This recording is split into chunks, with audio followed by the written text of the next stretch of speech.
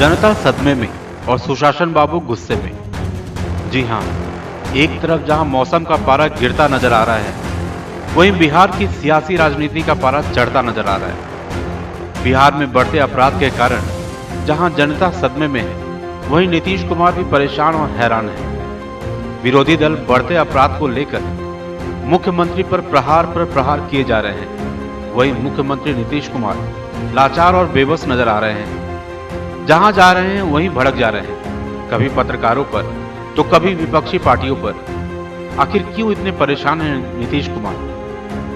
फिर से मुख्यमंत्री बनने के बाद भी नीतीश कुमार बहुत ही ज्यादा थके हुए और बेबस नजर आ रहे हैं। बिहार विधानसभा चुनाव में एनडीए ने तो जीत हासिल कर ली, पर कहीं ना कहीं जदयू के लिए ये जीत भी हार बन गई। चुनाव में छोटी पार्टी बनकर उभरना कहीं ना कहीं इस निराशा और लाचारी का मुख्य कारण हो सकता है। मुख्यमंत्री तो बन गए, पर विरोधियों के द्वारा अनुकंपा मुख्यमंत्री का टैग देना ये मुख्यमंत्री नीतीश कुमार पर करारा प्रहार जैसा है। और कहीं ना कहीं नीतीश कुमार भी ये जान रहे हैं कि इस बार का मुख्यमंत्री का पद उन्हें किसके कारण मिला है।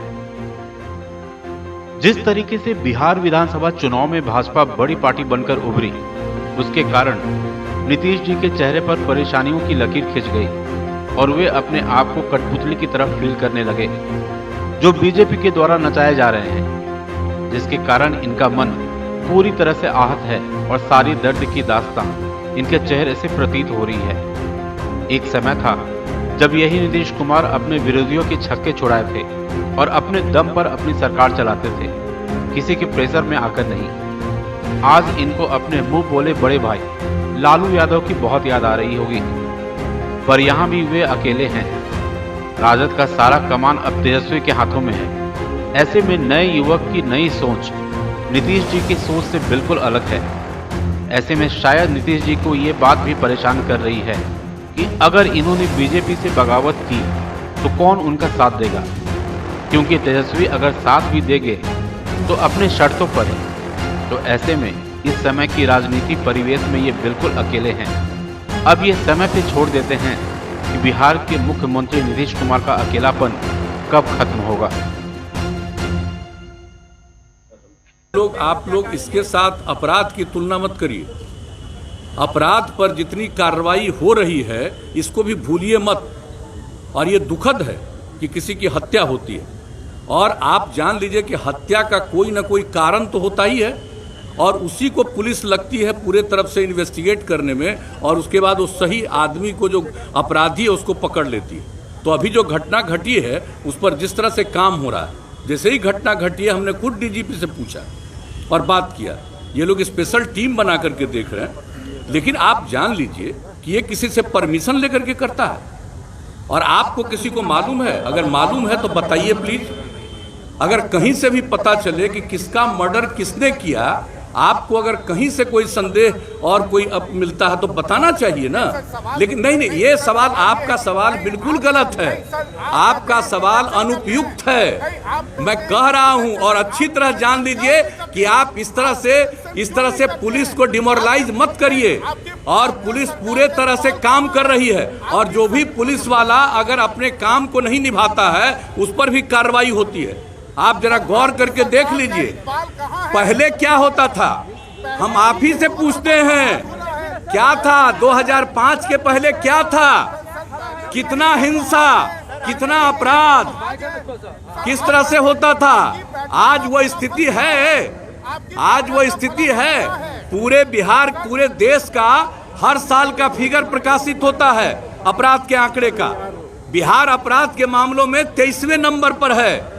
लेकिन एक एक चीज फिर भी दुख होता है, अगर कहीं किसी की हत्या हो, यह दुखद है। और आप जानते हैं हत्या करने वाले पर कितनी कार्रवाई होती है, और उसके लिए कानून बना हुआ है, और कोर्ट से भी उनको होगा। और इसके बारे में पूरी जानकारी इस पूरा पुलिस कर रहा है और जाएगा, और इसका स्पीडी ट्रायल कराने का इंतजाम किया जाएगा, ताकि कोई भी जो इसके लिए जिम्मेवार होगा, जो भी इसका लिए अपराधी होगा, उसके ऊपर सख्त कार्रवाई तत्काल हो। लेकिन मुझको भरोसा है, अभी डीजीपी ने मुझको जो आश्वस्त किया है कि पूरे तौर पर एक एक तरफ से लगा हुआ है, यहाँ का एसपी से लेकर के आईजी से लेकर के और टीम बना करके लगे हुए हैं। तो एक बात तो है, अब अपराध हुआ है तो लेकिन और लोगों को भी जरूर इसके बारे में असेसमेंट करना चाहिए कि अपराध किसी का भी होता है तो कौन से कारण से किया है। तो इन सब चीज़ों के बारे में अगर पता हो, क्योंकि हम लोग इसके लिए बहुत कंसर्न है, और आप अच्छी तरह जान लीजिए, आप अच्छी तरह जान लीजिए, जरा जा करके दूसरे राज्यों में भी चले जाइए। मैं भला आपसे कोई बात कर सकता हूँ? आप इतने महान व्यक्ति हैं और आप किसके समर्थक हैं? मैं आपको डायरेक्ट पूछ रहा हूँ। आप जो जिनको राज मिला 15 साल तक, पति पत्नी के राज में जितना अपराध होता रहा, आप उसको क्यों नहीं हाईलाइट करते हैं? आप करिए, हम क्या है भाषण दे रहे हैं? हम कोई भाषण नहीं दे रहे हैं। आप जो आजकल जो भी किसी के चीज के बारे में, कोई भी किसी चीज के बारे में जो लोग बोलते हैं, एक एक चीज पर एक्शन लिया जाता है। लेकिन अब आपका तो हम कर नहीं सकते हैं, आपकी तो हम बड़ी इज्जत करते हैं, लेकिन इन दिनों आपके जो खासियत सलाहकार हैं, आप उन पर भी जरा ध्यान दीजिए और नई ट्रेनिंग भी करवाइए। कहीं ऐसा न हो कि जितना ज्यादा बिहार में, और इसका भी पता करिए कि क्राइम कौन करता है, क्राइम करने वाले कौन हैं, और ये पुलिस वाले को पता चलता है, पुलिस उसके खिलाफ सख्त कार्रवाई करने के लिए जो भी उसको अधिकार है, कानूनी अधिकार है, उसके हिसाब से काम करती है। बहुत बहुत धन्यवाद। आप पूछिए। और हम लोगों ने पूरे तौर पर कहा है कि जल्दी से जल्दी और पूरी सख्ती से इंक्वायरी होनी चाहिए। चलिए, बहुत धन्यवाद।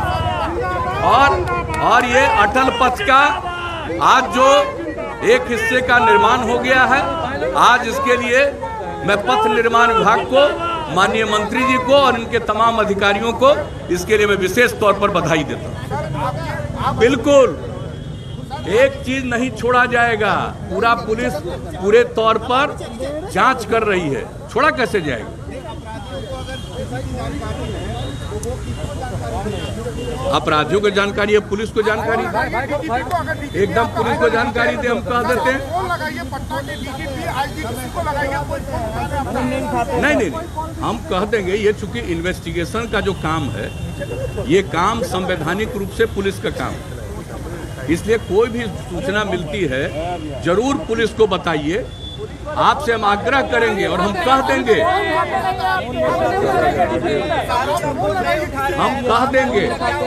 हम डीजीपी को बोल देंगे, आप किसी और को नहीं, डायरेक्ट डीजीपी को बता दें। हम देख लेंगे, हम आज ही पूछेंगे। अरे हम अभी पूछ लेंगे।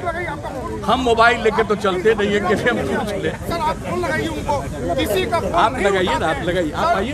अरे आप मेरे साथ आ जाइए।